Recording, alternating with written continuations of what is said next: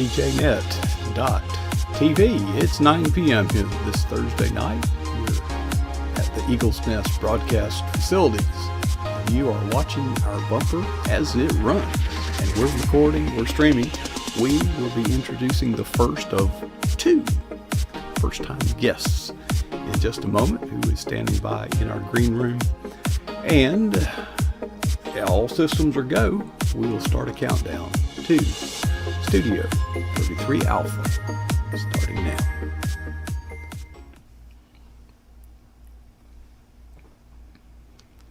Well, good evening. This here is pjnet.tv. What's all this stuff poking up back here? That's that new microphone I got. I showed y'all the other night. I'll set it down there. The coffee cup's got to stay. Well, folks, it is such an honor and such a pleasure. It's so fulfilling. Night after night, we introduce people. I call them everyday Christians. Some more everyday than others. But I'll let you decide how everyday our next guest is, appearing for the first time. Andy Hollifield joins us from his home somewhere south of the Mason-Dixon line. I didn't ask you earlier. It's Carolinas, right? Virginia, something like that. North Carolina. North Carolina. Okay. Well, Andy, you come our way by means of, I think you went to the Blue Ridge Mountain Christian Writers Conference. Did you not? Yes, sir. That's correct. Okay. How many conferences have you been to? I think this year was my third one, I believe. I missed the last 2 years with COVID, but I think I started 18, 19, and then again this year. Okay. What brings you back? Why do you keep going back? Well, I found out that I don't know as much about writing as what I thought. I have a little bit of God-given abilities, which when I started I thought was enough, until I went and found out that God gave me the rough version and put a bunch of people in my path to help me polish my craft a little bit. So I keep going back and learning more, and opportunities, the Lord keeps opening up opportunities, so I'm just wanting to use one of the gifts He's blessed me with to try and spread the gospel and please Him. Well, I'm glad you did, because it's my understanding that while you were there, you run into a lot of people and you meet a lot of friends, but we have a mutual friend that you met there, Star Ayers. Yes, sir. She is a fine lady, and it was a lot of people call them God winks or God things or God stories, but actually she was recommended to me, and I was told to go talk to her about a thing called PJnet TV, and who was told she you was that? affiliated with it, and to go talk to her, and she could tell me all about it. And I went up on Monday night after the conference, introduced myself, and we began to talk, and somehow in conversation it come up that she has a Down syndrome daughter, and I have a 25-year-old autistic son, and that come up in conversation. And she said, I sure wished I'd have known you earlier, because we've got a book going to the publisher with stories from parents of children with special needs, and I would have got you to write me a story. While we talked, she said, how fast could you have me a story? And I just told her, I said, well, if you do another one, let me know, and I'll be glad to jump in on it. She said, how fast can you get one? I said, well, I can get one by the end of the week. She said, well, I'll hold it that long if you can get me one. So I got her one that night, set up till about 1 o'clock after going to the conference, wrote a story, talked to her the next day at the conference, and she said, well, that's good. Said, yeah, I got it. Said, we've been letting people submit up to 3. And I said, do you want another one? She says, can you get me one? I said, yeah. Do I still have the rest of the week? She said, yeah. So I went home, set up again till about 1 o'clock in the morning, wrote her another one. And Wednesday we went back, and I had entered for the contest at the conference. And I had told my wife, I said, this ain't cheap. I said, I'm going to have to just go for it and go for broke. So I entered a contest and wound up on Wednesday night uh, getting third place in two of the contests I entered. And then I talked to Star, and she was telling me, said they're still going to hold the book till the end of the week. And I said, well, can I take tonight off? I said, I really need to sleep sometime. And so I got her another story by Thursday, I think it was. And the book, by the way, here's a shameless plug, is Room at the Table by Star Ayers and Stephanie Pavlantos. And I think about 37 uh, fellow parents of children with special needs. Just stories of our experiences that we hope will be a help to somebody. That'll be coming out, released from Mount Zion Ridge Press on November 1st of this year. So look for it in your local bookstores, or contact Mark, and uh, he'll put you in touch with me or one of the other shameless authors that will beg you to buy the book. Well, I'm gonna be shameless too. Um, you know where the inspiration for that book started? Uh, I think it was basically just because Stephanie and Star both have had unique experiences raising their own special needs children. And I believe that was where it all started. I'm one of the ones that come in at the 11th hour and barely got in under the wire. Well, let me be shameless, since you are. Stephanie Pavlantos is one of our regular guests that appears once a month. She'd been coming on for over a year, maybe two, whatever. And one night she starts sharing about her special needs child on the program, which I didn't even know about. And it was a very emotional, and in the chat room was Star Ayers watching this program, and they got talking on Facebook. Barbara had put out a thread or something, and so they're going back and forth, and I just said, this needs to be a book. Do you happen to know any writers? And I was kind of saying it tongue in cheek, but I guess the Lord made them take it serious, and that's where that book. So I feel like PJ Net had a place in beginning that work, and I promise you, I'm not a writer. So I don't want to run out of time. It's going to slip away from us. You have been a pastor. You now are a missionary in H.O.P.E Ministries, and there's a whole bunch of stuff. So let's use the time we got left. H.O.P.E Ministries. What is that? Uh, the name is acronym, meaning helping other people exist. And what we do, we are a non-perishable food ministry. We're currently supported by, I believe it's 12 churches, uh, either financially, some of them just collect non-perishable food for us. We give out non-perishable food all year long on a as needed basis. Someone calls us, says they know a family needs food. We'll either take it to the family or take it to the person that called. Uh, we don't have a bunch of applications and stuff, and we try not to embarrass anyone because a lot of us have been in that situation before. But we'll take food, and we also we've been at it for March 2002 is when we officially Hmm, started.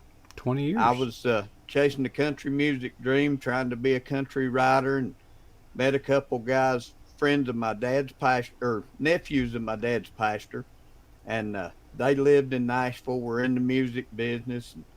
I went over and done some demos with them, and my dad's Sunday school class started a mission to Harlan, Kentucky, uh, to a soup kitchen up there and food pantry. So since I knew where the place was at in Nashville, and one of the men pastored a church that was affiliated with Feed the Children, they give us a van load of food. And since I knew where it was at, my dad kind of volunteered me to drive over and get it, especially since I spent 25 years driving a truck. So I went over, picked it up, took it to Harlan, Kentucky the next morning, and I guess I was hooked for life because I've been been at it ever since. And as I would go around different places preaching, I'd request prayer for the mission work. People started handing me money and checks and wanting to do Christmas shoe boxes for me, and I didn't want to be responsible for all that without supervision. So I started a ministry, formed a board, and we've been doing it for 20 years now. And we've branched out into doing backpacks for back to school, and we're up to about in the neighborhood of 600 backpacks every August that we give out to schools, crisis pregnancy centers, domestic violence shelters, and government agencies. And we give those out free of charge, without obligation, and long as we're allowed to put scripture in them, because we are spending the Lord's money. So we're gonna do His work first and ours second. And we do Easter baskets for a lot of those same people for up to about 12 years old. Most high schoolers don't want to do Easter egg hunts, so but we do those, and do about 500 of them a year, and do Christmas shoe boxes for a lot of the same agencies and schools and stuff. And I think we done, I believe, 796 this past year. And COVID didn't really slow us down any. We ran into one problem when I had a reservation in Myrtle Beach to go to a ministry and pick up stuff. I about had to sleep in the truck, but fortunately I had typed up me a piece of paper telling anybody that cared that I was an essential worker with H.O.P.E Ministries, so I was able to stay indoors. So, but that's basically what we do. And about 4 years ago, we actually got into ministering to unwed mothers. And back at Mother's Day, we held a banquet and honored about 6 of our mothers, because by the time you get to that point, it don't matter what they've done to get there. You're talking about a child. And those mothers, if I'm just gonna be honest with you, I am pro-life from my toenails to the top of my head. And if you're gonna be pro-life, then you've got to be pro-mama. And mamas that take on that hardship, you've got to do more than talk good to them and pray for them. You've got to help them when they need support.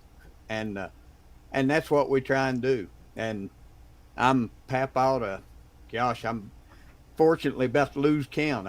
I'm up to about half a dozen adopted grandyoungins now, and found out this week that I wound up getting or haven't met her yet, but getting acquainted with another one that I started helping this week. So that's just kind of what we do. We fly by the seat of our pants, and the Lord blesses it and keeps it growing. And now He started blessing my writing and opening doors with it. And hopefully one day my writing will be funding my mission work.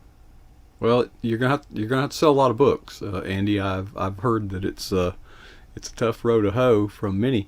And speaking of that, normally our studio is adorned with a book cover in the back, as we will see next in a few minutes. But there's no book for me to put back there. But you're going to Christian writers conferences. Are you going to write a book? Yes, sir. I'm actually. I was supposed to had a meeting with a publisher, a Zoom meeting yesterday, and she got sick. But I'm in the process of trying to put a book together. I write mostly inspirational short stories, scripture based, and I'm also trying to get into writing moral stories for young people.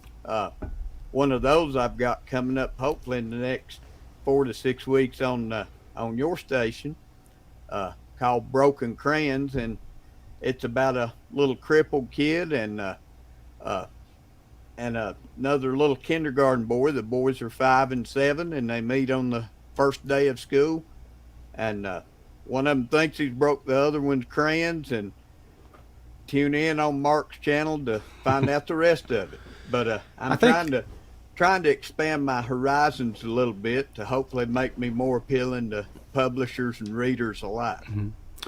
Yeah, it sounds like you got a little too close to Star Ears because she convinced you Oh to. yeah, Um, yeah. I love Star to Death. She admittedly, to be honest, I wrote that story, but we edited it so much that I think both of us were tired of seeing it by the time we ever sent it to you. Uh, but she is a tremendous lady and a tremendous teacher and has the patience of Job. I'll just tell you that, and I think I tried every bit of it. well, it. I have seen the script, and you're recruiting. I think you said you've pretty well got 3 of the 4 voices Yeah, recruited, and so once we get the cast contracted, as you yeah. It's hard to find a 5-year-old that can memorize that many lines or read any of them, but hmm I'm working on that. I may have to cheat a little on that. you Find character. find a find a kid that's been in kindergarten 3 years. Maybe that'll work. Well, I'm glad you sort of caught the bug because one of the things that has inspired me for some time, and that is mutated and evolved a little bit, but you probably, as I did, grew up on Aesop's fables. On what? Aesop's fables. Oh gosh, yeah. Okay, and Yeah, I have between that and Paul Harvey, yeah. I love a good story. Well, My wife calls me a sap because I like all the Hallmark stuff. hmm well, I grew up on Aesop's fables, and I'm grateful for the lessons that are contained within those fables, the character building. But I have a criticism of them now as a mature adult. The moral codes and the character building foundational ethos that we get from Aesop's fables is not attributed to any specific moral authority. And I think as Christians, we need to have our fables, interesting Yeah. stories that and attribute the goodness of the lessons therein to God. Yes. So, as good as I believe Aesop's fables is and has been to many children, including myself, it falls short of there's room for improvement. Let's just be nice. I'll be nice and say it that way. But more critically, it does fall short of a biblical message. It falls short of our duty under the Great Commission. Speaking of which, you call yourself now a missionary. Yes. Sir. Yeah, I agree with you. I mean, to me, being a missionary is bottom line just spreading the gospel of Christ. And I'm I'm kind of maybe a oddball. I was talking to someone yesterday, I believe, and we were talking about enjoying our Christian life, and I said, yeah, some people may not know how to take me, but I said, I'm going to enjoy it when I get to heaven, and I'm going to enjoy myself on the way. Uh, I had experience about 2 years ago where I didn't know it till later, but I'd knocked on death's door, and God left me here for a reason, and I'm going to enjoy every day that I've got left. And I he did me good, way more than I deserved. Back in that October '83, I had a kidney transplant, and I will be celebrate my 39th anniversary on the 6th of October. Uh, yeah, I'm counting right. 39th anniversary, and never been back in the hospital in 39 years for my kidneys. And one of my stories, actually, ChristianDevotions.us has published about 2 dozen of my devotions, and CBN Broadcasting has got close to a dozen, I guess, still on their website. And one of those is one that I wrote about a chocolate milkshake. And I'll breeze through this one real quick. A cocky 18-year-old, 10-foot tall, bulletproof guy was standing outside of an elevator in Baptist Hospital in Winston-Salem on a pity party because he hadn't got to go home yet. And I had shot my mouth off to the nurses in the dialysis unit that I was going to break everybody's record and be back home, and I'd see them in 12 days.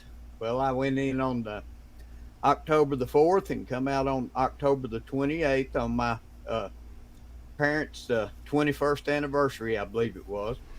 Exactly twice as many days is what I'd guaranteed. Mm-hmm. And but I admit this, hadn't met him, but had been victimized by a big 12 or 13-year-old kid. He was sitting with his family at a little cubicle and complaining because his nurse hadn't got back with a chocolate milkshake that he had ordered 20 or 30 minutes before. And I'm standing over there thinking, kid, you need to get a life.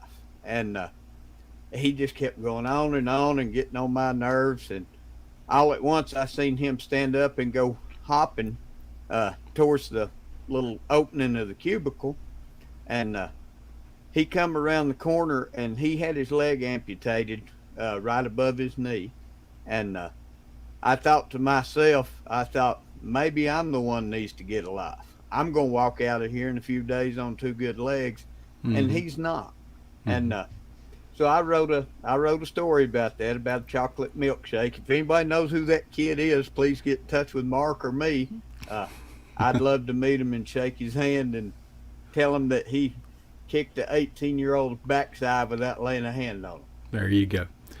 Well, Andy, you got a lot of good stories, but we ain't got no more time. We'll have to do this. I know. I was trying to talk faster than most people can hear. Yeah, and we'll do this again. And we appreciate you sharing tonight, Andy, and it's great to hear the works that God is doing through you and your obedience and your submission to Him. Andy, we love you, brother. Thanks so much for sharing with us tonight. Thank you, Mark. Love you. Appreciate what you're doing. All right. Thank you, Andy. Andy Hollifield. Oh, man, he was first-time guest number 291. Here comes guest number 292 in just a few minutes while I'm getting everything ready for our next guest. I have an assignment for you. Here it is. Ask yourself 2 questions.